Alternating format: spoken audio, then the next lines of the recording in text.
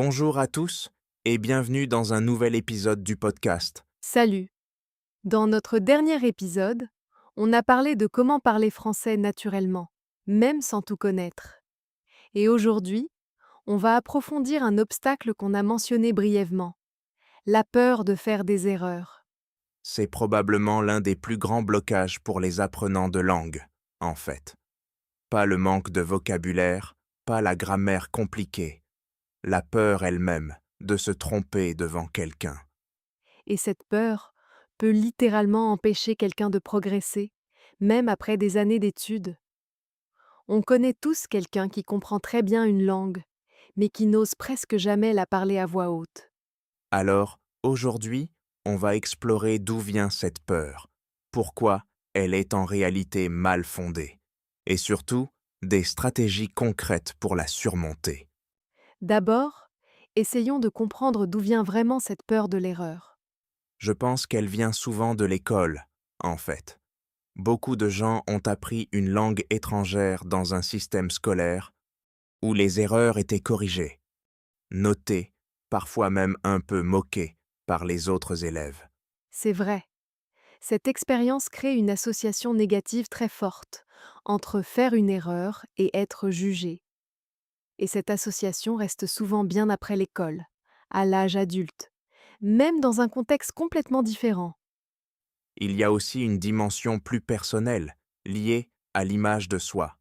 Beaucoup d'adultes sont compétents, respectés, confiants dans leur langue maternelle, et se retrouver soudain à faire des erreurs basiques dans une nouvelle langue peut sembler humiliant, même si c'est complètement normal. Cette différence entre la compétence qu'on a l'habitude d'avoir et la maladresse temporaire d'un apprenant crée souvent un vrai inconfort psychologique.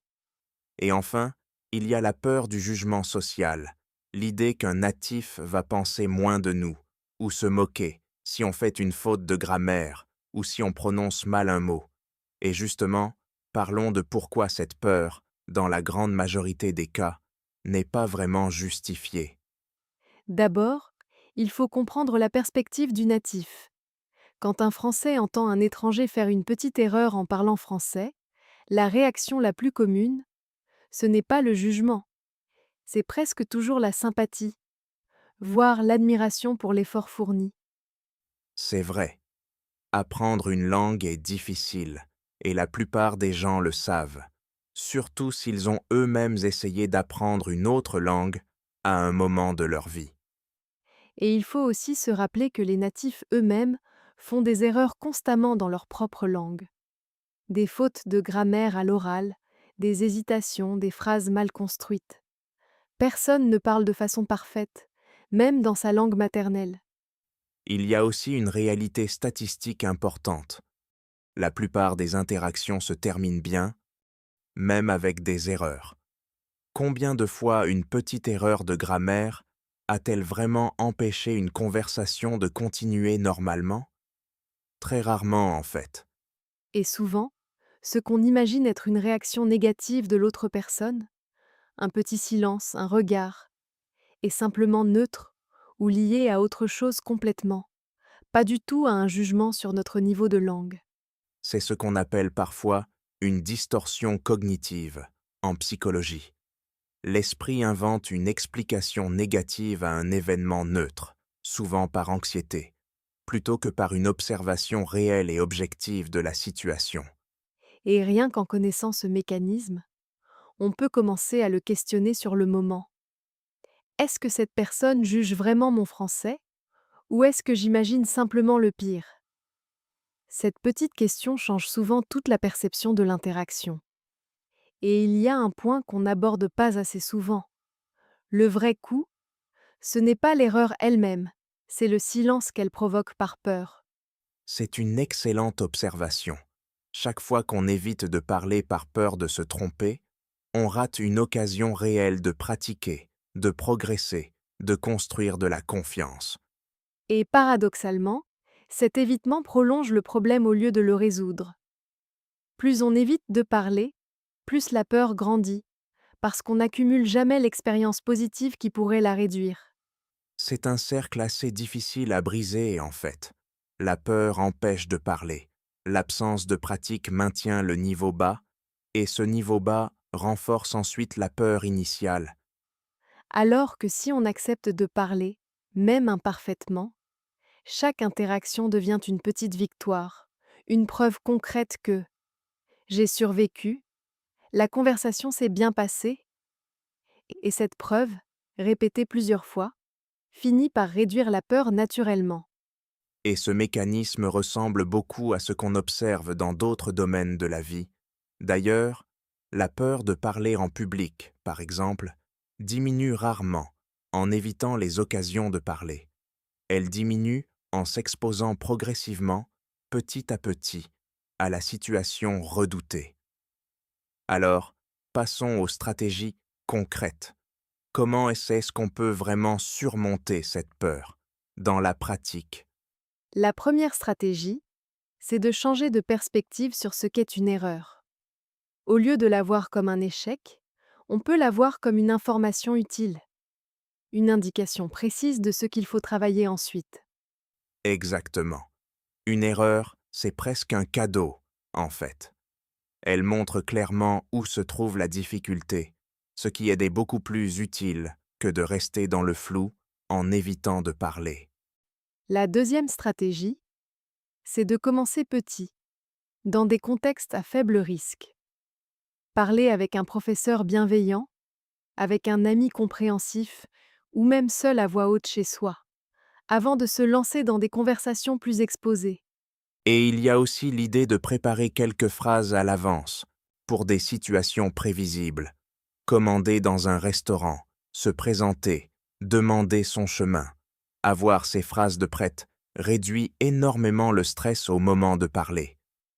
Une autre stratégie très efficace, c'est de se concentrer sur le message, pas sur la forme. Avant de parler, se dire simplement « Est-ce que la personne va comprendre ce que je veux dire ?» plutôt que « Est-ce que ma phrase est grammaticalement parfaite ?» Et enfin, il y a la stratégie de la réévaluation après coup. Après une conversation où on a fait des erreurs, au lieu de se juger sévèrement, on peut simplement noter mentalement « D'accord, voilà un point à améliorer » et passer à autre chose, sans dramatiser. Et une dernière astuce, un peu plus ludique.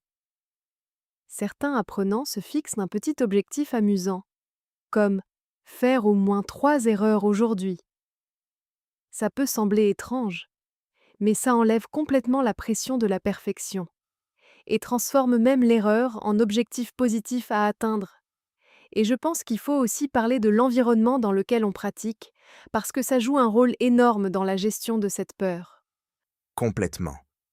Pratiquer avec des personnes patientes, encourageantes, qui valorisent de l'effort plutôt que la perfection, fait une différence immense par rapport à un environnement plus critique ou pressé. Beaucoup de plateformes d'échange linguistique, de cours en ligne, ou même de podcasts comme le nôtre, sont justement conçus pour créer cet environnement sécurisant, où l'apprenant peut progresser à son rythme, sans jugement immédiat. Et si jamais on tombe sur une personne impatiente ou moqueuse, il est important de se rappeler que cette réaction en dit plus sur cette personne que sur notre niveau réel de français. Ce n'était vraiment pas représentatif de la majorité des interactions. C'est un point important. Il ne faut pas laisser une seule mauvaise expérience définir toute notre perception de nos capacités, ou décourager complètement la pratique future. Et personnellement, je pense que c'est aussi une bonne idée de choisir consciemment les personnes avec qui on pratique en premier, privilégier la bienveillance plutôt que l'exigence, au moins au début de son apprentissage. C'est un peu comme apprendre à nager d'ailleurs. On ne commence pas dans l'océan, avec de grandes vagues. On commence dans une piscine calme, avec quelqu'un de confiance à côté, et on avance progressivement vers des eaux plus profondes, une fois la confiance bien installée. Bon, résumons les idées principales de cet épisode. D'abord, la peur de l'erreur vient souvent de l'école et de l'image de soi, mais elle est généralement mal fondée dans la réalité des interactions avec des natifs. Le vrai problème, ce n'est pas l'erreur elle-même, c'est le silence qu'elle provoque, qui empêchent la pratique et prolongent la peur. Les stratégies concrètes incluent changer sa perspective sur l'erreur, commencer dans des contextes à faible risque, préparer des phrases à l'avance, se concentrer sur le message plutôt que sur la perfection, et pratiquer une réévaluation bienveillante après coup. Et enfin, l'environnement dans lequel on pratique, patient, encourageant, fait une différence énorme dans la gestion de cette peur au fil du temps. La conclusion la plus importante, je pense, c'est que chaque erreur, loin d'être un échec, est en fait une étape nécessaire vers la fluidité. Un dernier tour du vocabulaire de cet épisode. Une erreur, a mistake, et son synonyme un peu plus familier, une faute. Vaincre, to overcome, to defeat, comme dans le titre de l'épisode. Bienveillant, kind, well-meaning, used to describe a supportive environment or person. Dramatiser, to overreact, to make something seem more serious than it is. Et la fluidité, fluency, qu'on avait déjà mentionné dans notre épisode précédent. Et vous? Quelle est votre plus grande peur quand vous parlez français? Est-ce que ces conseils vous semblent utiles? Dites-le nous en commentaire. Merci d'avoir écouté cet épisode. Au revoir.